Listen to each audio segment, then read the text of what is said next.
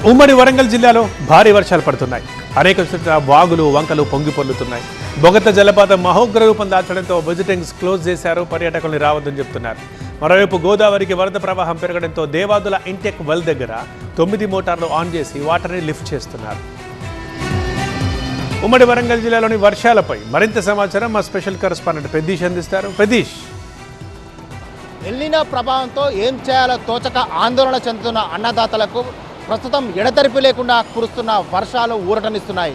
వరంగల్ ఉమ్మడి జిల్లా వ్యాప్తంగా 2 రోజుల నుండి ఏకధాటిగా వర్షాలు కురుస్తున్నాయి. ఈ నేపథ్యంలోనే అనేక వాగులు ఉప్పొంగి ప్రవహిస్తున్నాయి. చాలా గ్రామాల మధ్య రాకపోకలు పూర్తిగా స్తంభించిపోయాయి. ఇంకొక వైపు గోదావరికి వరద ప్రవాహం పెరుగుతుంది. అనేక వాగులు, అటు జంపన వాగు, దయ్యాల వాగు మహోగ్ర రూపం దాల్చాయి. పలు గ్రామాల మధ్య రాకపోకలు స్తంభించిపోయాయి. ఇప్పుడు ప్రస్తుతం నిన్నటువంటి ప్రాంతం ఇది ధర్మసాగర్ రిజర్వాయర్. గోదావరికి వస్తున్నటువంటి వరద ప్రవాహాన్ని దేవాదుల ఇంటెక్ వెల్ వద్ద వాటర్ అంతా కూడా దేవాదుల ఇంటెక్ వెల్ వద్ద 9 మోటార్లు ఆన్ చేసి వాటర్ లిఫ్ట్ చేస్తున్నారు. ప్రస్తుతం 2900 క్యూసెక్ల వాటర్ అక్కడి నుంచి 9 మోటార్ల ద్వారా లిఫ్ట్ చేస్తున్నారు. మొత్తం 22 జలాశయాలు, వరంగల్ ఉమ్మడి జిల్లాలోని 22 చెరువులను నింపడమే లక్ష్యంగా వాటర్ అంతా లిఫ్ట్ చేస్తున్నారు. ఈ నేపథ్యంలోనే గోదావరి జలాలను సద్వినియోగం చేసుకోవడంలో భాగంగా, ఎందుకంటే ఎల్నినో ప్రభావంతో ఈసారి కరువు ఛాయలు అలుముకున్న నేపథ్యంలో కరువు నుంచి గట్టెక్కించడం కోసం, ఈ విధంగా సాగు తాగునీటి అవసరాలు తీర్చడం కోసం పూర్తి స్థాయిలో జలాలను సద్వినియోగం చేసుకున్నారు. అందులో భాగంగానే వాటర్ అంతా 9 మోటార్ల ద్వారా లిఫ్ట్ చేస్తున్నారు. ఇక్కడ ప్రస్తుతం first phase, second phase, third phase 3 మోటార్ల ద్వారా ఇక్కడికి వాటర్ లిఫ్ట్ చేస్తున్న నేపథ్యంలో వాటర్ అంతా ఇప్పుడు ఇక్కడ జలాశయాలకు చేరుకుంటుంది.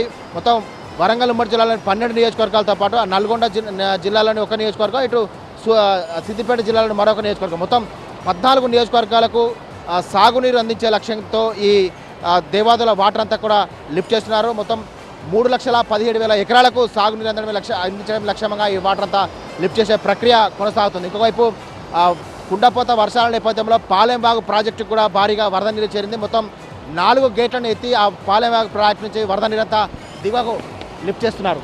సో కుండపోత వర్షాల నేపథ్యంలో భారీగా చెరువులకు కూడా నీరు వచ్చి చేరుతుంది. ఇంకోవైపు బొగత జలపాతాలు కూడా మహోగ్ర రూపం దాల్చాయి. బొగత జలపాతాలు కూడా వరద పోటెత్తున్న నేపథ్యంలో బొగత జలపాతాలు కూడా ఎవరిని సందర్శకులను అనుమతించడం లేదు. ఇంకోవైపు ఛత్తీస్గఢ్, తెలంగాణ 2 రాష్ట్రాల మధ్య రాకపోకలు పూర్తిగా స్తంభించిపోయాయి. చీకుపల్లి వద్ద ఇసుక వాగు ఉప్పొంగి డైవర్షన్ రోడ్డు తెగిపోయిన నేపథ్యంలో ఆ మార్గంలో వాహనాలు అనుమతించడం లేదు. దీంతో 2 రాష్ట్రాల మధ్య ప్రస్తుతం రాకపోకలు కూడా పూర్తిగా స్తంభించిపోయినటువంటి పరిస్థితి. మొత్తం 2 రాష్ట్రాల సరిహద్దులో ఉన్నటువంటి జలపాతాలకు వరద పోటెత్తిన నేపథ్యంలో ఎక్కడికి కూడా అనుమతించడం లేదు. జలపాతాల సందర్శనకు వెళ్ళేటువంటి రహదారులను పూర్తిగా క్లోజ్ చేసినటువంటి పరిస్థితి కనిపిస్తుంది. ఇంకొక వైపు జంపన్న వాగు వరద పోటెత్తిన నేపథ్యంలో ఆ వాగులో నిన్న స్నానానికి వెళ్ళినటువంటి ఒక భక్తుడు గల్లంతాడు. ఇప్పటికీ ఆయన ఆచూకీ కూడా లభ్యం కాలేదు. ఇటు పోలీసులు, జారర్లు ఆయన ఆచూకీ కూడా విస్తృతంగా గాలిస్తున్నారు. ఇంకోవైపు జంపన్న వాగు కొత్తూరు బ్రిడ్జ్ వద్ద జంపన కాజ్వే పై నుంచి ప్రవహిస్తున్న నేపథ్యంలో అక్కడ బారికేడ్స్ ఏర్పాటు చేసి ఎవరు కూడా వాగు దాటకుండా పోలీసులు భద్రతా ఏర్పాట్లు చేశారు.